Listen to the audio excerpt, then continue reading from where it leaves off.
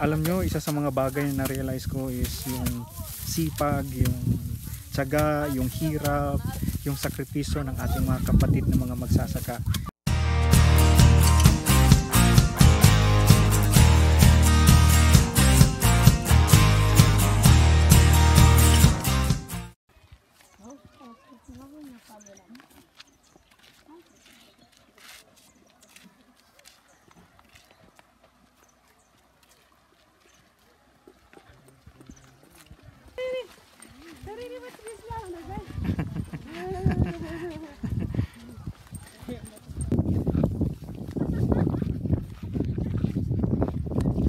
Hello everyone, so nakarating na nga tayo dito sa Palayan. So andito yung mga kapamilya natin. Ayan.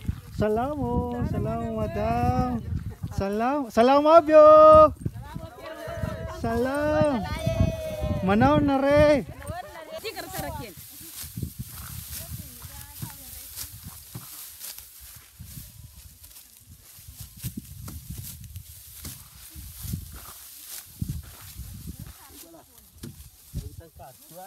Sama-sama datang.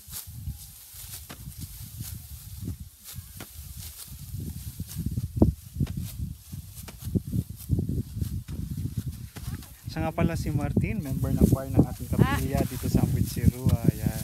Sila yung may-ari nitong palayan na ito.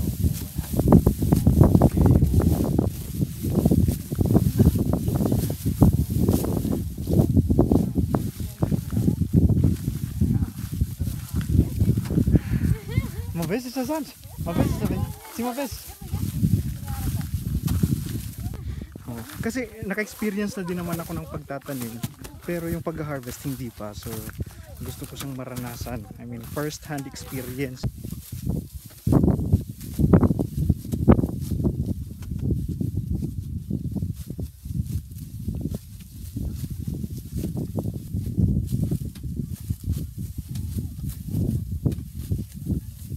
Bahaya.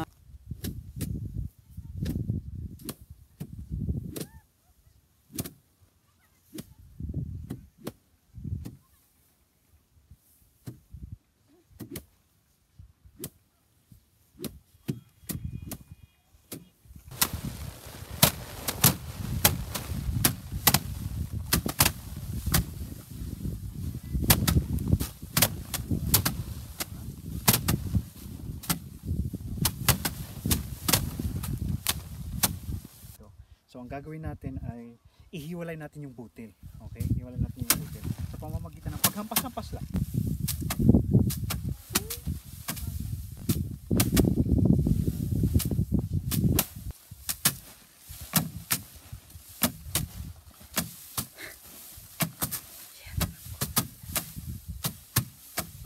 So sa nakikita ninyo, ito yung palay nasa dulo, ano?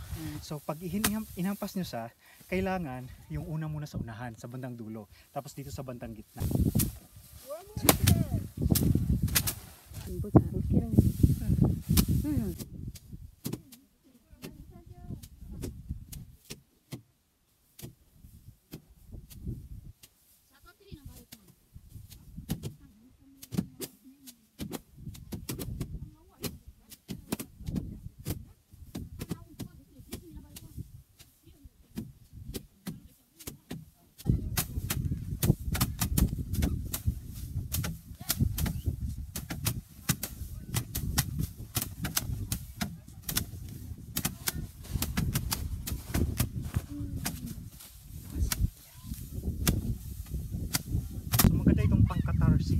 May pinagdadaanan ka sa buhay, may gusto kong hampasin na tao, so huwag mo nga hampasin, dito ka lang maghampas-hampas.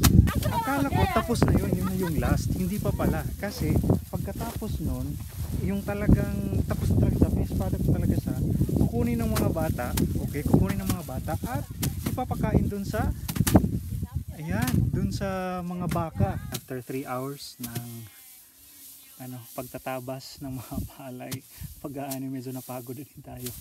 Sige pa rin sila ng sige, pero hindi na kinaya ng powers natin. And the thing is, yung ginamit kong, ano bang tawag nito, itak. Ayan, itong itak na ito na ginamit natin, medyo talagang ano pala siya, talagang matulis, ika nga, yan, oh. And medyo nadali pa yung paa natin kanina, yan, oh. Ayan. Nasugatan lang sa pero okay. Maliit lang din naman yan. Alana ito no? Alana Ihud. ti, alana Ihud. nuti nga, alana ti. Yeah, marami. Okay. Mami iti ka no? Mami eh. Sara. Okay, misaw sa betsa kaya? Ayan, kain tayo ng tubo.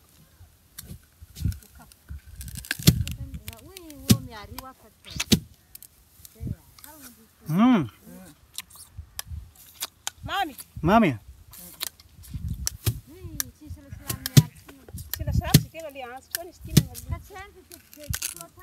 Isa sa mga bagay na na-realize ko is yung sipag, yung tiyaga, yung hirap, yung sakripisyo ng ating mga kapatid na mga magsasaka.